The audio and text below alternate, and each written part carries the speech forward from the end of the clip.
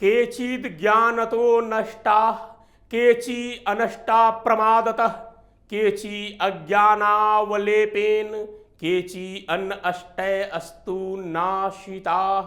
अर्थात कुछ लोग अज्ञानी होने की वजह से बिगड़ गए, कुछ लोग भोग विलासिता और हंसी मजाक में, कुछ ज्ञान के घमंड में बिगड़ गए, तो कुछ लोगों को बिगड़े हुए लोगों ने बिगाड़ दिया।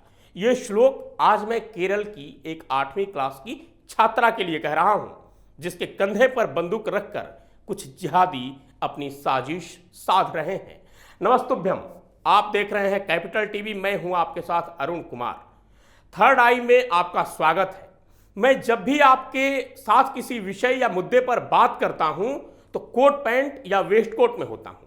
अगर मैं कल से कहूं कि मैं धोती कुर्ता या निकर टी शर्ट पहनकर थर्ड आई करूंगा, आपके सामने समाचार पढ़ूंगा, तो आप क्या कहेंगे? यही ना कि यह पागल हो गया है। किसी भी काम के लिए कोई डेकोरम होता है, ड्रेस कोड होता है।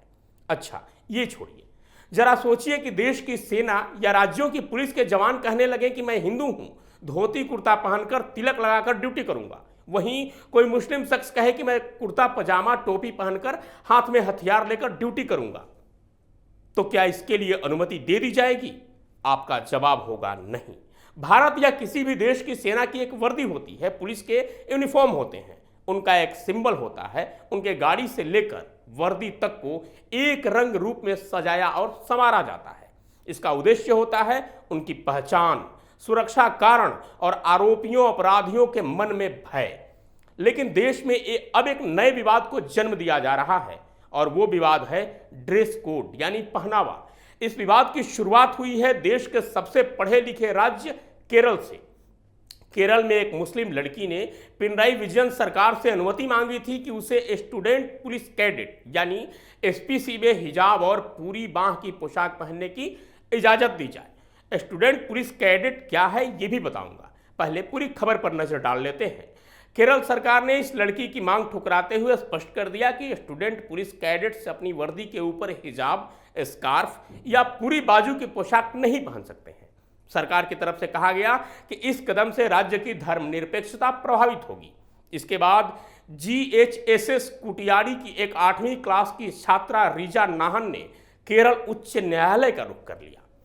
इस छात्रा ने केरल उच्च न्यायालय से मांग की कि उसे हिजाब के साथ पूरी बांह की वर्दी पहनकर परेड में भाग लेने की अनुमति नहीं दी गई थी। अपनी याचिका में उसने दावा किया कि हिजाब और पूरी बाजू पहनना उसका मौलिक अधिकार है। रिजा ने दावा किया था कि वर्दी में बदलाव के कारण उन्हें परेड में भाग लेने से रोक दिया गया था।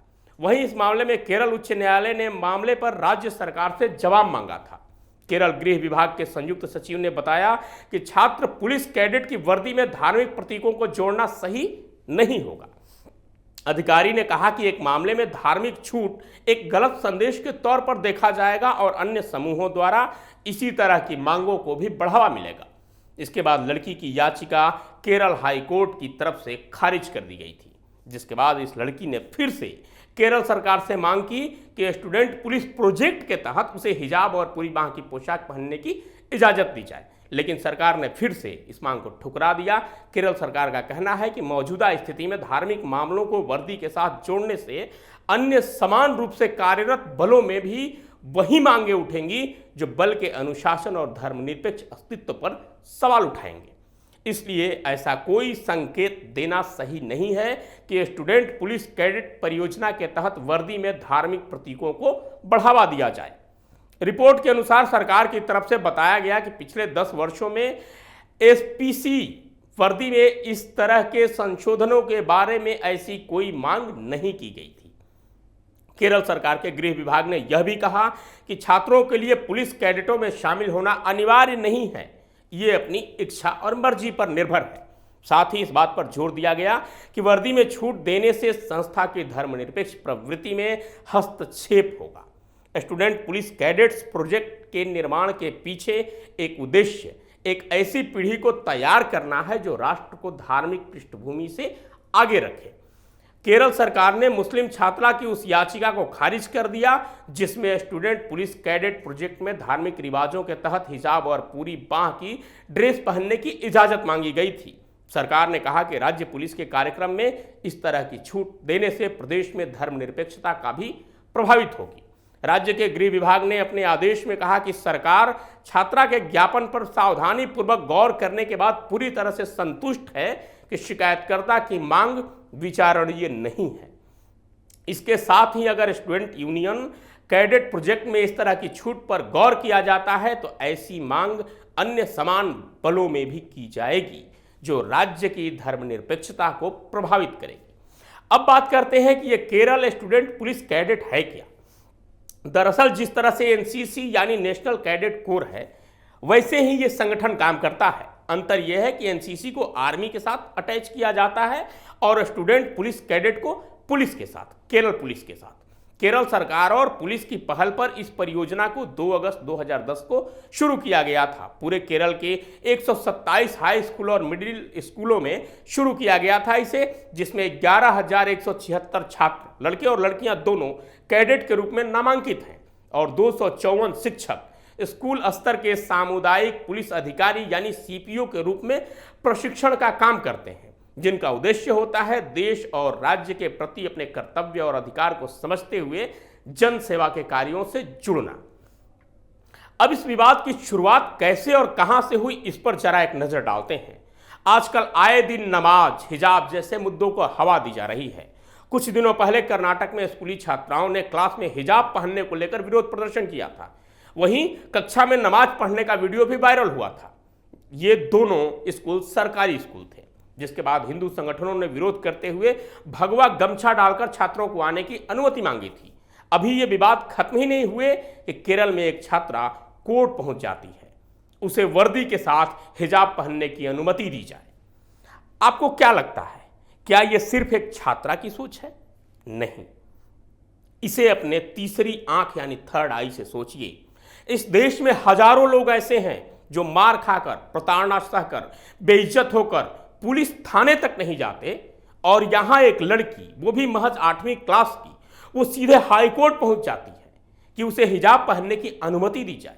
ये एक योजनाबद्ध साजिश है। बस इस बच्ची को मोहरा बनाया जा रहा है। जिस बच्ची को आकाश और जमीन में शायद अंतर नहीं पता है, उसे ये लोग खुदा और ईश्वर में अंतर समझा चुके हैं। जो बच्ची अभी कपड़ों में ढंग से अंतर नहीं कर पा रही होगी कि कौन सा कॉटन है और कौन सा पॉलिस्टर, ये लोग उसे हिजाब और भगवा में अंतर बता चुके होंगे। केरल सरकार ने तो इस मामले में कह दिया कि वो इजाजत नहीं दे सकती, लेकिन इस मामले में आग लगाने का काम सत्ता ने ही किया है। अब वो कौन है, ये तो पर्दे के पीछे की बात है। अब इसके पीछे की साजिश को समझने की कोशिश कीजिए।